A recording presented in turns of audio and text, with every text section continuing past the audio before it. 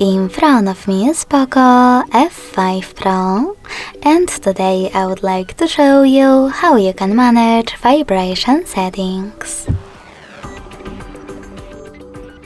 First of all, go into Settings and scroll down to access Sound and Vibration.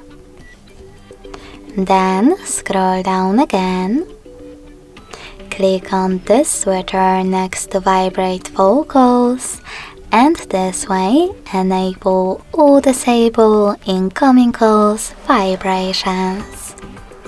When you're ready, you can also click on this one next to Vibrate in Silent Mode to enable or disable vibrations while your device is muted.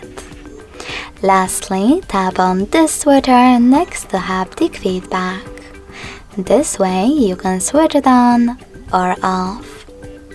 If you decide to enable it, you can also adjust intensity of haptic feedback for gestures and system controls by swiping left or right on this slider. Thanks so much for watching. If you enjoyed this video, smash that like button, comment and subscribe. Bye!